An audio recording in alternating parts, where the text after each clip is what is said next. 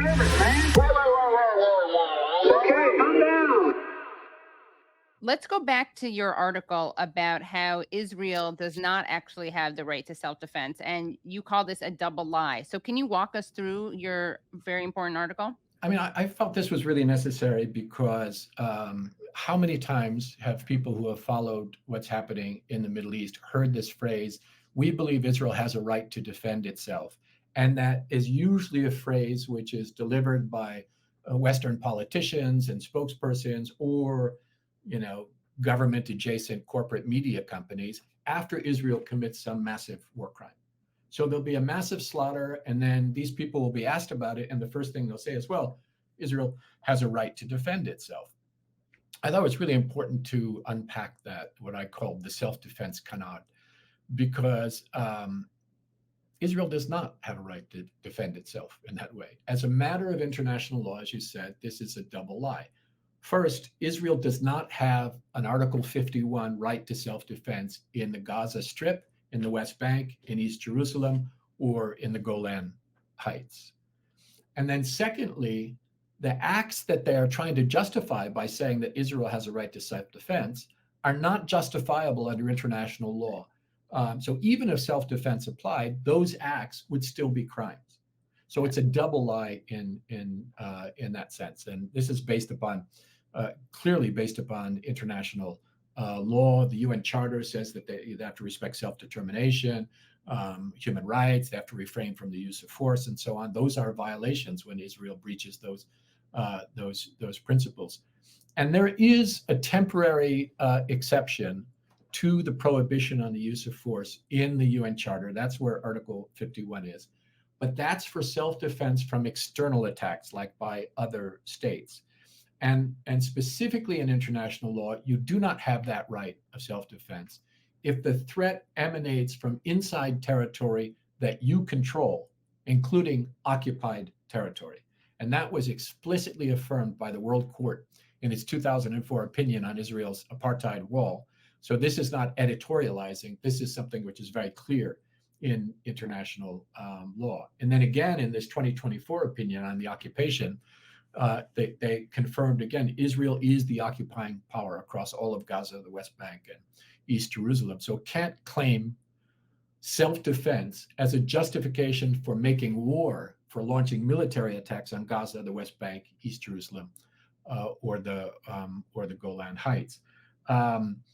Its principal obligation in those territories is its job under international law. It has to protect the occupied population. So this would be inconsistent, if they use that.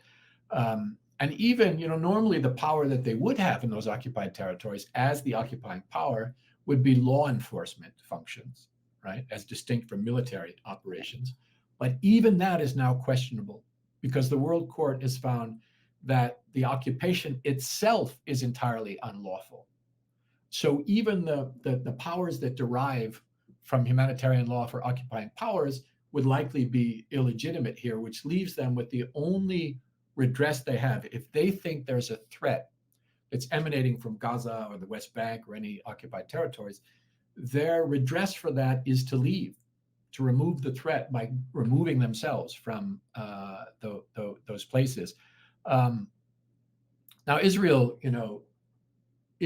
can repel attacks from within its own territory, although that's a much more complicated argument because if they're using the language of repelling attacks in order to launch attacks on the occupied territories, they're in breach again. But they cannot make war on the occupied territories as they've been doing. So they don't have that right to self-defense. Now, the other piece of this, Katie, I point out in the article is that, well, Israel does not have that right to self-defense to make war on the occupied territories. Palestinian people under international law do have a right, do have that right. Palestinians have a right to use armed force under international law. Against combatants, right, as opposed to civilians. This, again, is rooted in the Charter, international humanitarian human rights law, a series of very explicit United Nations resolutions that say that Palestinian resistance groups have a legal right to armed resistance to free the Palestinian people from, and I'm quoting, foreign occupation, colonial domination, and apartheid. The whole world agrees to this. I mean, obviously not WEOG, but the majority of the world, the GA, the UN, that the inalienable right of the Palestinian people and all people under foreign occupation, colonial domination, and so on, it means that there is the legitimacy of the struggle of these peoples can be carried out by all available means, including armed struggle. Now, of course, in carrying out the resistance struggle, they have to respect the rules of humanitarian law, including the principle of distinction to spare civilians, no question about it. But their right to fight is beyond doubt. And the other interesting piece here that we've been talking about is I point out that since the Palestinian people have a recognized legal right to resist occupation, apartheid, and genocide, including through armed struggle, since that underlying right is there and the resistance is lawful, that also means that any alliances, aid, and support that goes to Palestinian resistance groups for that purpose are also lawful. While Israel's occupation, apartheid, and genocide are unlawful under international law, and the court has found this to be true, which means that any support to Israel by Western states for those endeavors is unlawful. Right. So the way that the story is told in Western media and by Western politicians is completely upside down. And in fact, the World Court has found that all states are obliged to end any support to Israel for what it's doing in the occupied territories, and they're obliged to work to end Israel's occupation. And then the last thing I said here, Katie, is that, well, and I also, as I mentioned before, even if they had the right to self-defense, the acts that they're trying to justify with arguments of self-defense are not justified by self-defense. They would still be crimes, right? So I think politicians have to be called out for that. And then the other thing is, the very idea of self-defense means that you hit me first, and so I get to hit you back. And I, pointed out that in the 1930s and 40s, you didn't have Palestinians traveling to Europe to attack Zionist colonists in their homes in Europe. What you had is Zionist colonists traveling from Europe to come and attack Palestinians in their homes in Palestine. So, who threw the first punch? It's very clear historically who threw the first punch in that case. And that since that time, you've had just an absolutely brutalized indigenous Palestinian people, ethnic cleansing, genocide, all of the horrors that we've been witnessing for all of this time. And every peaceful effort by the Palestinians to end that oppression, diplomatic initiatives, judicial initiatives, peaceful protest, organized boycotts and divestment, all of that has been met by repression or rejection by Israel and by its Western allies. So I finished just by saying that just basic morality and simple logic dictate that the Palestinians have a right to self-defense. Their oppressor does not, and that is the position as well of international law. On October 7th, for instance, they have the right, it's legally under IHL, they have the right to attack soldiers, active members of the IDF, right? Not obviously civilians. So people who have served in the army, once they are no longer in the army, they are now once again in the civilian population. Is that correct? It's not like once you've been in the IDF, you're for your entire life a combatant? No. Okay. So there's a principle of hors combat. So it's just combatants, active combatants. The same thing goes for the Palestinians as well. Right. You can't say, well, that guy used to be with Hamas, and so we can just take a shot at him. Yeah. Now, what is the way that Israel could have or should have? I mean, it's a little weird because their whole occupation is illegal, but how could they have responded to the not the armed resistance against combatants, but the killing of civilians that happened on October 7th? And I want to say we don't know how many were killed by Israel versus by people, Palestinians on October 7th. We don't know how many of them were official members of Hamas versus just people who broke through. But what is the legally acceptable way in IHL to respond to killing of civilians that happened on October 7th? Well, these are those, where crimes are committed, where war crimes are committed. The answer to that is not to respond with war crimes. The answer is to respond with the rule of law. And, so first of all, those things that Hamas did that were legitimate, like breaking out of the Gaza prison, like engaging Israeli troops, like overcoming Israeli military posts, like taking prisoners of war, all of that under international law is legitimate, and Israel has no recourse for that. Israel is guilty of the equivalent of aggression with its occupation, colonization of Palestine.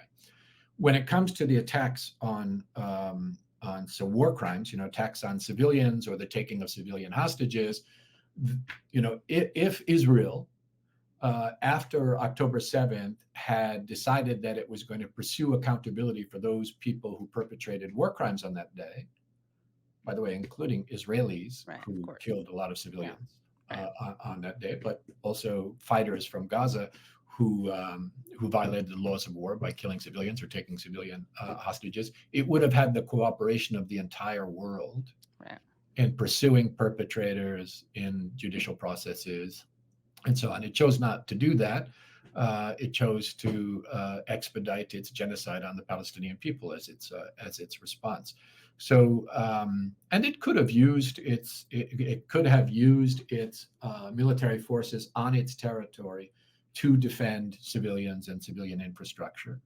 All of that is possible. But the minute it decided to go to war in Gaza, it exceeded its rights under international humanitarian law. I want to ask you about another article that you wrote at Foreign Policy in Focus. It is called WGOG, the UN Settler Colonial Bloc, a UN grouping anchored by the Anglo countries, Israel, and European states, wields disproportionate power to undermine human rights and international law.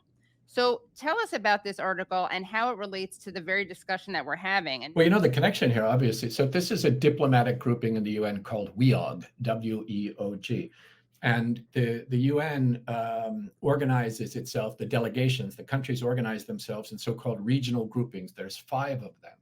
4 of those regional groupings are regions. There's like Asia Pacific, Africa, Latin America, Eastern Europe. And then the 5th group is the only one that's not organized according to a region. And it's the WEOG, Western Europe and Other Group. Well, Western Europe is obvious, but in my article, I explained that the other group part is something very, very interesting. And what it represents is countries that are not in Europe, but were states that were founded by European settler colonialism. And you can list them, right? It's the United States, Canada, Australia, New Zealand, and Israel. And during apartheid, it also included South Africa, right? Which sort of gives away the game. So while the others are all regional, represent regions, this group, which is Western Europe and Other Group, represents essentially the white world. And that, I point out in the article, is very shocking to the casual reader. But for people who follow the study of international relations, it's not shocking. It's not shocking because the West has always centered its approach to international relations on race. So much so that international relations as an area of study used to be called race relations.